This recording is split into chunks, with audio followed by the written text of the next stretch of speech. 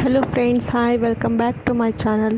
Today ನಾವು ಮಾಡ್ತಿದ್ದೀವಿ ಹುಣಸೆ ಹಣ್ಣಿನ ರಸ. ಹುಣಸೆ ಹಣ್ಣಿನ ರಸ ಹೇಗೆ ಮಾಡೋದು ಅಂತ ನೋಡೋಣ ಬನ್ನಿ ಫ್ರೆಂಡ್ಸ್. ಅದಕ್ಕೆ ಬೇಕಾಗಿರುವ ಇಂಗ್ರೀಡಿಯೆಂಟ್ಸ್: ಈರುಳ್ಳಿ ಒಂದು, ಟೊಮೊಟೊ ಒಂದು, ಕರಿಬೇವು, ಒಣಮೆಣಸಿನ್ಕಾಯಿ, ಬೆಳ್ಳುಳ್ಳಿ, ಕಾಳುಮೆಣಸು, ಜೀರಿಗೆ ಮತ್ತು ನೀರಲ್ಲಿ ನೆನೆಸಿಟ್ಕೊಂಡಿರುವಂತಹ ಹುಣಸೆ ಹಣ್ಣು. 5 ಮಿನಿಟ್ಸ್ ಮುಂಚೆನೇ ನೆನೆಸಿಟ್ಕೋಬೇಕು ಫ್ರೆಂಡ್ಸ್. ಹುಣಸೆ ಹಣ್ಣು ನೀರಲ್ಲಿ ಚೆನ್ನಾಗಿ ನೆಂದರೆ ಚೆನ್ನಾಗಿರುತ್ತೆ ರಸ.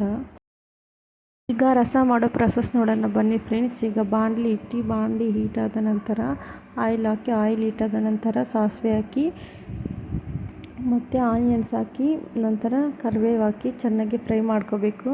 ಮತ್ತು ಒಣಮೆಣಸಿನ್ಕಾಯಿ ಹಾಕಬೇಕು. ಅದಕ್ಕೆ ಚೆನ್ನಾಗಿ ಫ್ರೈ ಮಾಡಿ ನಂತರ ನಾವು ಜೀರಿಗೆ, ಕಾಳುಮೆಣಸು, ಬೆಳ್ಳುಳ್ಳಿಯನ್ನು ಲೈಟಾಗಿ ಜಜ್ಜಿಕೊಂಡು ಹಾಕ್ಕೊಂಡು ಲೈಟಾಗಿ ಫ್ರೈ ಮಾಡ್ಕೋಬೇಕು.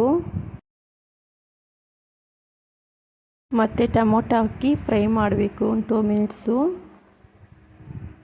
ಟೊಮೊಟೊ ಫ್ರೈ ಆದ ನಂತರ ನಾವು ಇದಕ್ಕೆ ಅರಿಶಿನ ಸ್ವಲ್ಪ ಹಾಕಬೇಕು.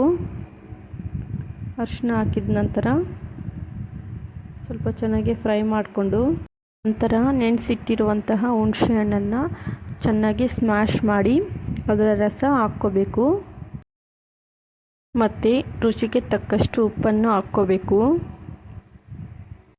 ನಂತರ ರಸಮನ್ನು ಚೆನ್ನಾಗಿ ಕುದಿಲಿಕ್ಕೆ ಬಿಡಬೇಕು. ರಸಮ್ ಚೆನ್ನಾಗಿ ಕುದಿಯುವಾಗ ಕೊತ್ತಂಬರಿ ಹಾಕ್ಕೊಂಡು ಸ್ವಲ್ಪ ಗಾರ್ನಿಷ್ ಮಾಡ್ಕೋಬೇಕು. ತುಂಬ ಚೆನ್ನಾಗಿರುತ್ತೆ ಫ್ರೆಂಡ್ಸ್ ಈ ರೀತಿ ರಸಮ್ ಮಾಡಿದ್ರಿ.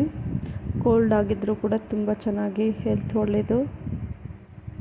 ಇದೇ ರೀತಿ ಹುಣಸೆ ಹಣ್ಣಿನ ರಸಮ್ ಮಾಡೋದು ಫ್ರೆಂಡ್ಸ್. ಈಗ ರಸಮ್ ರೆಡಿಯಾಗಿದೆ. ಸರ್ವಿಂಗ್ ಬೌಲ್ಗೆ ಸರ್ವ್ ಮಾಡಿಕೊಂಡು ರಸಮ್ ಟೇಸ್ಟ್ ನೋಡೋಣ. ರಸಮ್ ಮಾತ್ರ ಸೂಪರಾಗಿತ್ತು ಫ್ರೆಂಡ್ಸ್, ತುಂಬ ಚೆನ್ನಾಗಿತ್ತು. ಎಲ್ಲರೂ ಲೈಕ್ ಮಾಡಿದ್ರು. ನೀವು ಈ ಥರ ರಸಮನ್ನು ಟ್ರೈ ಮಾಡಿ ತಿಂದು ನೋಡಿ ಫ್ರೆಂಡ್ಸ್. ತುಂಬ ಚೆನ್ನಾಗಿರುತ್ತೆ, ಹೆಲ್ತ್ಗೂ ತುಂಬ ಒಳ್ಳೆಯದು.